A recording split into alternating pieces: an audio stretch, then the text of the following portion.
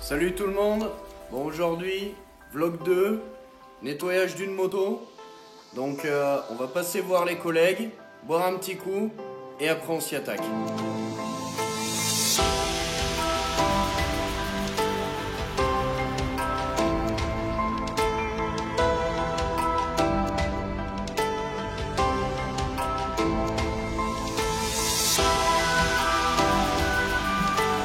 Tu vois clair, Joubert? Ouais, ça va. Regarde, tu vois, pour le filmer, c'est bien, tu peux passer hop là direct par ici. Regarde, je peux mettre les essuie-glaces. Vas-y. Ça y est, c'est bon. Bon voilà, comme promis, j'ai perdu, faut que je lave sa merde, hein. Donc on va faire un tour, on va voir toutes les parties où il y a l'eau qui pourra rentrer dans le moteur, il faut les boucher. Donc on va voir ce qu'il faut qu'on bouche. Déjà à la sortie d'échappement, le filtre à air, il faudra le protéger, donc soit avec un cache-filtre, soit avec un sac poubelle. Il y a aussi toutes ces petites durites, valable moteur 2 temps, 4 temps, tous les mises à l'air, les trop-pleins, les durites comme ça, il faudra les enlever. Donc on va préparer la moto, on la couchera sur le lève-moto pour nettoyer le dessous. C'est de la poser contre les vis du thé de fourche sur le lève-moto. Les poignées, quand on tombe souvent, ce qui est mon cas, on les abîme souvent, donc si on peut les économiser un peu, ça serait mieux.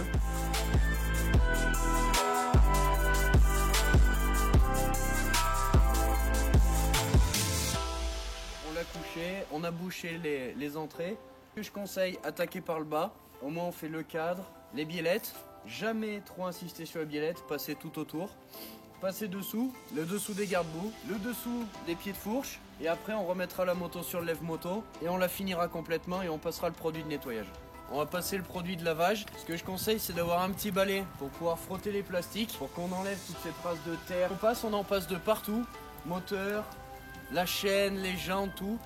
La chose qu'il faut savoir, c'est concernant les produits qui sont extrêmement corrosifs, il faut éviter de mettre un savon trop agressif sur la fourche, sinon l'anodisation va partir, vous aurez plein de traces blanches de partout. Donc on va passer le produit d'entretien et après on se retrouve, on passe un coup de brosse et après on passe le lavage. Bon, on a lavé le dessous, on a remis sur son trépied, maintenant on va passer le produit d'entretien, on va aller voir ce que moi j'utilise pour laver les motos. Donc voilà, on a la pluie qui est avec nous, on se fait niquer, du coup on va vite se bouger de finir parce qu'on n'a pas envie d'être trempé, donc voilà, on va aller voir le produit d'entretien. Donc voilà pour le produit d'entretien, alors il y a plusieurs produits qui existent. Il y a les produits déjà tout prêts, Mucoff, Motowash de chez Motul, c'est des produits qu'on a essayé qui marchent très bien, qui fonctionnent très bien. Après j'ai une technique qui va bien, c'est le PEC de maman pour faire la vaisselle. Donc moi j'ai acheté un petit pulvérisateur que j'ai acheté, vous en trouvez de partout, gamme vert, Super U. Prenez, moi je mets du PEC bien au fond, je le remplis, j'hésite pas à en mettre. Et après je le remplis d'eau, et après on va aller le passer sur la moto.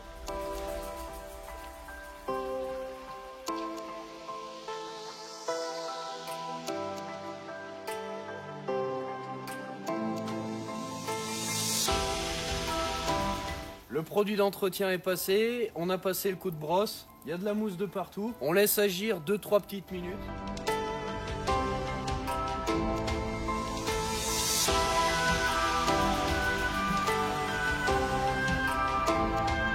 Petite astuce, le Karcher, jamais insister sur les roulements de roue. Donc jamais insister comme ça, passez très légèrement. Quand vous voulez nettoyer votre chaîne, pour éviter de vous casser la tête à faire ça, vous prenez et vous visez le crampon ici. Et avec le jet d'eau, vous le mettez entre la chaîne et le crampon, ça entraînera votre roue, la chaîne aussi, et vous nettoierez et votre côté, un petit peu votre jante et aussi votre chaîne. Quand vous faites vos radiateurs, aussi très important, jamais se mettre très près. Avec une nettoyeur haute pression, on va abîmer les alvéoles du radiateur. Donc se mettre un peu plus loin et le faire de loin comme ça ici. Autre chose, pour les biellettes de suspension. Donc toujours passer autour des biellettes, autour, jamais tout droit ici. Quand on fera l'entretien et le graissage des biellettes, on verra pourquoi. Mais il y a des petites aiguilles à l'intérieur. Si on vient les abîmer, vous aurez du jeu dans vos biellettes et il faudra venir les remplacer. Pareil ici pour les cosses électriques. Faire attention à ne pas y aller directement dedans, toujours passer autour. Après on viendra les souffler lors du nettoyage, lors de l'entretien. Donc voilà, la moto est lavée. On va passer un petit coup de soufflette pour sécher la moto. C'est une étape qu'on néglige souvent, surtout par ces températures. Aujourd'hui il fait -4. Donc c'est bien d'avoir un petit compresseur, c'est vraiment le top. L'été on peut se permettre de la laisser sécher à l'air libre. Donc on va passer un petit coup pour virer les plastiques, sécher la selle, les petites cosses électriques aussi. On passera un petit peu de partout sur le moteur. Après on passera un petit produit d'entretien pour mettre les plastiques bien brillants. On verra, on en parlera après. On démarrera la moto pour virer toutes les petites condensations qui ont pu se faire à l'intérieur du moteur, parce que c'est jamais étanche à 100% sur les bouchons. Surtout quand Mick il tombe souvent et qu'il défonce son silencieux. Hein Mick? Ouais.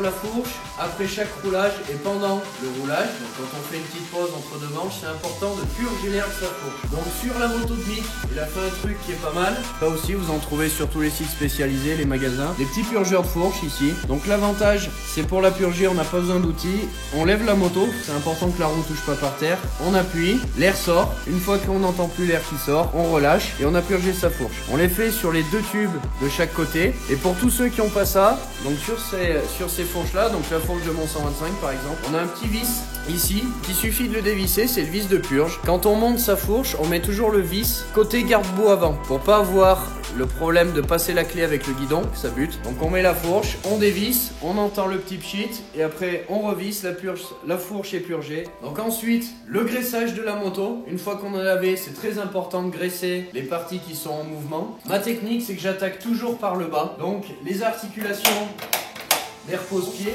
un petit coup de spray dessus, on fait manœuvrer 2-3 fois, c'est tout bon. Après, ce que je conseille, enlever les dernières gouttelettes d'eau et avoir un bon rendu sur la moto, spray silicone, on en met un peu de partout sur le moteur. Donc pour la chaîne, moi je me mets toujours sur les maillons du bas, je fais tourner ma roue et je graisse ma chaîne. Après, pour la tension de la chaîne, important, ce que je préconise, c'est 3 doigts après le patin. Comme là, un peu lâche. Il faudrait la retendre un petit peu, mais ça fera bien.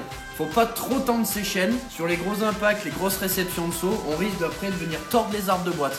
Un petit coup dans les roulements de graisse. Voilà. L'autre, cale-pied. L'autre repose-pied. On fait manœuvrer. Le petit ressort du sélecteur, ici. Un petit coup de partout sur le moteur, le silencieux, le corps d'échappement, les durites, surtout aussi les cosses électriques, très important, mettre un petit coup dans les cosses. On vient mettre un petit coup dans l'élevier pour les graisser. Donc après une question qui revient souvent, pourquoi les pilotes en élite ils ont des motos qui sont belles? Alors oui, ils changent de kit déco, mais il y a un entretien qui est à faire pour qu'on ait une moto neuve quasiment à chaque fois et qui est récurrent, c'est l'entretien des plastiques. Donc quand on roule dans de la boue, comme aujourd'hui, on frotte avec les jambes, on raille le kit plastique, après il est terne, il est pas joli. Donc il y a une petite bombe qui va bien, c'est pareil, le petit silicone qu'on prend pour faire de partout.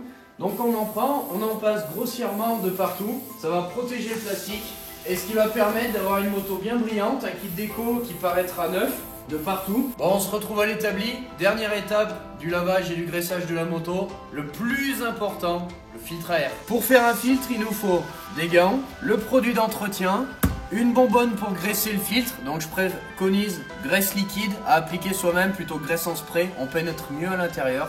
Donc on peut le plier comme ça, mais en aucun moment on doit faire ces mouvements là, sinon on va déchirer la membrane, on va abîmer son filtre à air, il n'aura pas une bonne étanchéité.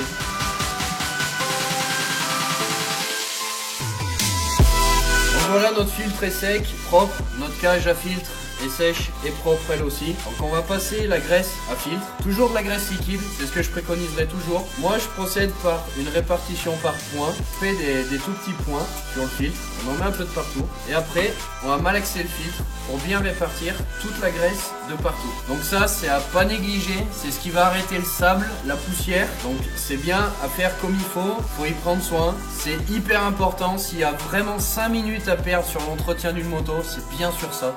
Donc notre filtre est propre, il est sec. Ce que je préconiserais, c'est de mettre de la graisse sur le plan de joint du filtre pour qu'on vienne bien étanchéifier l'adhérence du filtre contre le boîtier. Donc pour éviter que les poussières, elles passent par ici à l'intérieur du filtre. On a essuyé la portée du joint du filtre, ici.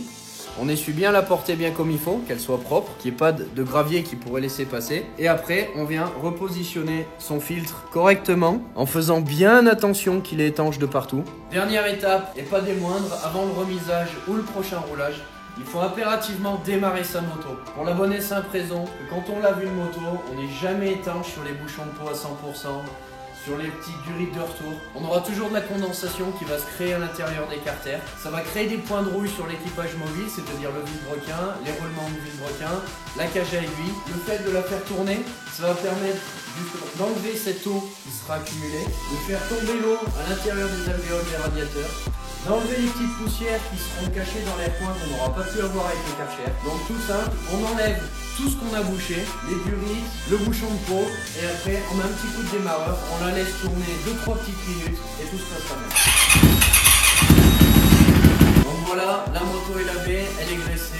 Il restera plus qu'à remettre son sabot. Pour la petite info, quand tu la remises chez toi, n'hésite pas à mettre des petites pannes, vider ton réservoir, enlever les axes de roue. On sait que le monde du cross, il y a beaucoup d'intrusions dans les garages. Les gars, on travaille dur toute l'année pour se payer notre rêve. Donc essayez de le protéger un maximum. Enlevez les axes de roue, enlevez le réservoir, mettez des bougies mortes. Ça évitera qu'ils puissent partir avec. Donc voilà, donc va liker la page Facebook, la page Instagram. N'hésite pas à me dire dans les commentaires les tutos que tu aimerais voir. Clique sur la cloche, abonne-toi et on se retrouve pour un prochain vlog.